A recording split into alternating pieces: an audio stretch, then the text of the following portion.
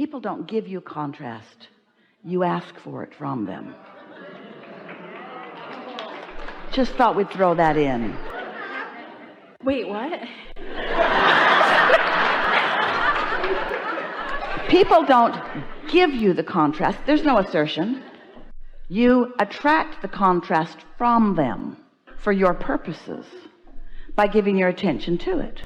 Every question is one you ask. No one asserts it into your experience. The reason that you didn't understand what we were saying is because you threw it out as a little aside, not even understanding that you have a vibrational belief. You have a belief that you didn't even know you had. The premise of what you were presenting to us is, when people do things to me that I have to adjust to, that's flawed. Nobody does anything to you. When I attract things that aren't in vibrational alignment with who I really am. Yeah. Okay, so I want to attract way more things, way more of the time that are in vibrational alignment with me and where I want to go. You do, but you see, you do every time. You never attract something that you're not in a vibrational alignment with. Oh, right. Okay. Oh, right. And so who needs to do the adjusting, you or the other person? Me. Okay, but then that leads to the next part of it. I find myself interacting with a beautiful, gorgeous man. I'm now seeing the vibrational difference that we're at, and I recognize that if I'm connected to source, my inner being at all time, I'm always happy, right? So right. Beautiful practice on staying in alignment, even when he's out of alignment. I don't know where I'm going with this. We know you don't. So let's take this into a real conversation. And let's stop talking about concepts and theories, and let's just live some of your real life. Okay, why am I so drawn to him, Abraham, if I know we're just a mismatch? Oh, I'm glad it's healthy and okay. Say it again. Why am I so drawn to... Oh, I'm afraid of your answer. Why am I so drawn to him if I know it's a mismatch? So earlier we said, you get what you think about whether you want it or not. So is being drawn to something attraction? Oh. So are you saying, why do I want this thing I don't want? Or why am I drawn to this thing I don't want? Hear the distinction? Oh, I think it's the second. So you say it. Why am I attracted to him when he's not what I want for husband? Because you give your attention to that. And what you give your attention to is active in your vibration.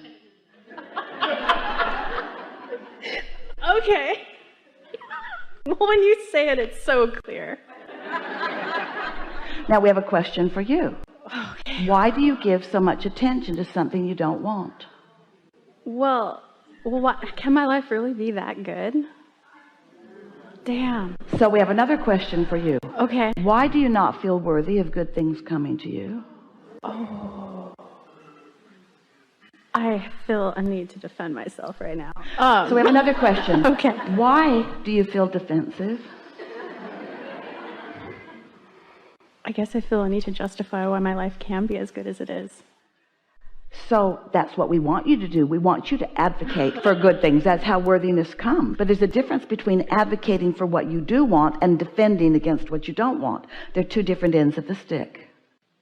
I feel like my life 99% of the time is phenomenal. It keeps getting better and better and better. My business had phenomenal growth. My personal life is amazing. So these are good conversations to have. Yes. So I feel bad that I can have 9 of the 10 areas of my life at like a A+ level. So Abraham, the other day I went to the cafeteria. I don't go there very often, but I went to the cafeteria and there was a lot of beautiful food on display. And some of it I really like to eat, and some of it I don't like to eat at all. And I have to tell you, I felt so bad about not wanting to eat that stuff. Felt so bad about just wanting to eat the stuff I liked and not wanting to eat the stuff I don't want. And I know if I were a more virtuous person, that I would see it all as equal and I would eat it all with equal relish. But yeah. Okay. I mean, yeah, right? Because if I'm connected to source, then I should thoroughly enjoy my time with him 100% of the time. But yeah, I want someone who's happier. I want someone who's happier. This is a conclusion that I've come to. Took a little bit, but now in this moment I know I want someone who's happier, and I want to be happier. And in my not finding someone who's happier, I've been quite unhappy, which makes me a perfect vibrational match to him.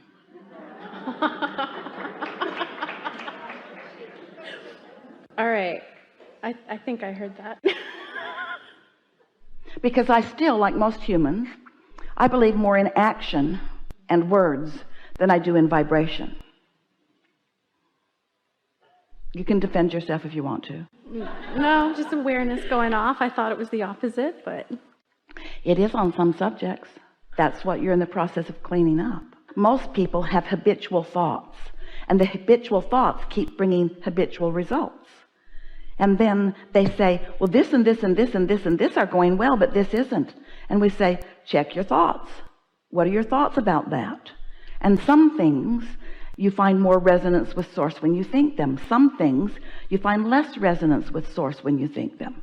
And we really, really like those experiences where you feel less resonance with source, because it makes you want more resonance with source, and it causes you to more finely tune your thinking in order to get what you want. Someone talked a moment ago about willpower, and we don't think willpower is a very good idea because it's really working it in a harder way.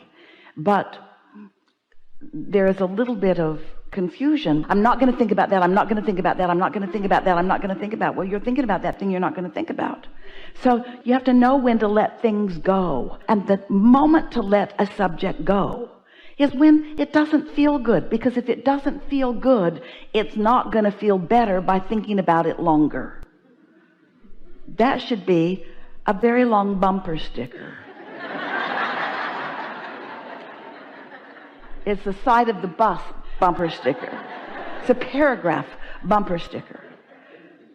When you think about something that you don't want, it doesn't turn into something that you do want. So what is the answer? How do you use your logic? How do you sort it out? How do you get clear on something? Well, you focus upon any of those many other things that are going well, and you feel the appreciation and the love and the adoration of source, and you notice all the times that you're in the receiving mode, and you notice all the things that the universe yields to you, and you get into this appreciative feeling of thankfulness where the things that are going well are just resonating in your vibration, and you don't focus on the one that isn't working because it's already in the vortex and it is working. You're just not letting it work for you because you've got habits of thought that don't let it work for you.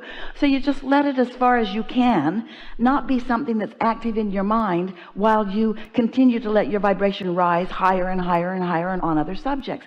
And then every now and again, the universe will deliver to you at perfect timing, when it is known that you are in a receptive mode, a thought about the thing that you formerly thought in a negative way about, and you'll have a positive realization about it. And so it's what we call bridging beliefs. I didn't hear that last little part. So you have all these subjects that you feel good about, and you think about them mostly. Unless you're a human who believes that the one that's bothering you most is the one that needs your most attention. So you're over with that. So you're not giving your most attention to the thing that's bothering you. Because you're not giving your attention to it, that vibration becomes less and less and less active, and therefore less and less a player in your experience. And since it's less and less a player in your experience, the things that are players in your experience are causing your vibration to rise. Now, your inner being didn't forget about that, because that's not just over there, it's in your vortex, and your inner being knows that you want it, and knows what the path of least resistance is to bring you to it, and knows when you're most likely to be ready for it. So at a time that you're not expecting it, which means you won't have any negative vibration going on about it, your inner being will introduce to you in some way, through other people or through a thought that you receive, the idea of that. And when you receive it, because you're in a better feeling place and your vibration is higher, you will focus upon it in the now, and you will change the past. Okay. So now the vibration that used to vibrate that way now vibrates in a new way. Now it's not completely solved, but it is vibrating in a new way. You following us a bit? What we're really talking about here is understanding the distinction between step 1, which is when you ask and you're usually out of whack. Step 2, when source answers and you're usually not up to speed with what source is answering. And step 3, when you're letting it in. But most people have this step one stuff that they just hammer about. They blog about it. They complain about it. They talk about it. They question about it. They try to do processes about it. And they keep it active right where it is. So switch to step 3. Allow it in. Be ready to receive. All right, so we just have a little bit of time left. So now, ask us this question again. Well, I don't know if I have a question. I think he's a really great guy. He was a match to me for a while. Wait. Breathe a little. Acknowledge that you received quite a bit of what we said just now. And think about the topic at hand. And now, from your new understanding, more important, from your new place of knowing, more important, from your new place of being, now, what did you want to know about that now? Don't regurgitate what you wrote down. What do you want to know now? What do you want to know now about that? What do you want to know now about that? Well, when you keep talking, it switches. I want to know how to let him go, but we I want also it to switch because we want you to focus on what we are focused upon. What do you, right now, want to know from us about this subject of this gorgeous guy? What do you want to know now? I more want to know how to get the next guy in that's even closer to what I don't know, want. Hear how different that was? Yeah. So we heard, I want to know how to release what isn't good, how to let in what is good, and how to know the difference.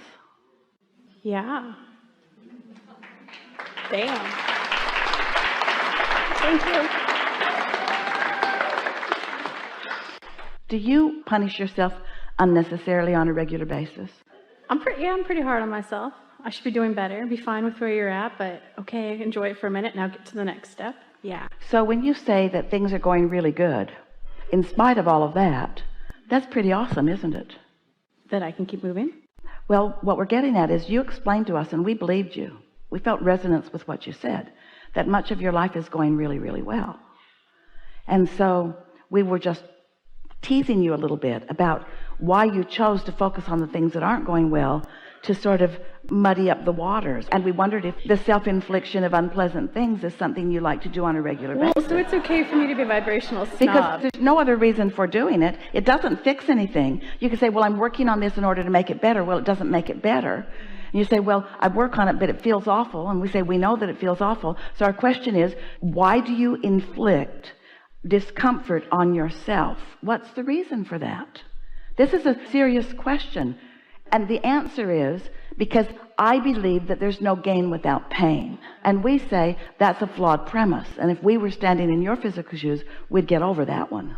Isn't it about feeling the vibrational contrast in 5 that gives you the clarity to clarify your ask to then move to step 3 and receive?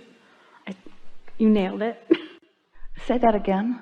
Because it made sense, but it was wrong. So say it again. Isn't it about feeling the vibration? So you do an ask, you receive, you enjoy, you do. Then you feel some vibrational contrast, and then you know you want to go into step 1 again and do a new ask. So isn't that vibrational contrast vital and good? Well, helpful, but that really wasn't what you were describing to us here. In other words, this is sort of your way of justifying. In other words, we do like it when you trip over the thought and you feel negative emotion again, that you understand that you are clarifying it. But so many of you are making an art of step 1. You just keep going back to step 1 and back to step 1. And then we've given you a little reason to justify it by saying, well, you are clarifying and you are clarifying. But really, friends, it's time to clean up your vibration. It's time to clean up your vibration. It's time to stop making excuses about negative emotion. It's time to focus upon the thoughts that feel good, period. It's time for that. Because the other stuff just comes to you. You don't have to go looking for trouble. It will find you by the residual vibration that you've got going on. But what you're doing here, don't take this the wrong, well, take it how we mean it.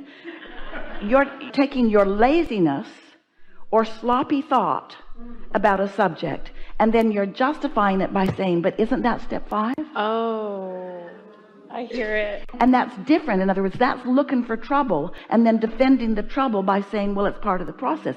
There's a big difference between that and working to clean up your vibration and feeling pretty good, and then stumbling over it and realizing, oh, there is something there. When you don't go looking for it and it shows itself to you, that's a natural vibration that's coming on the heels of what your vibrational pattern is.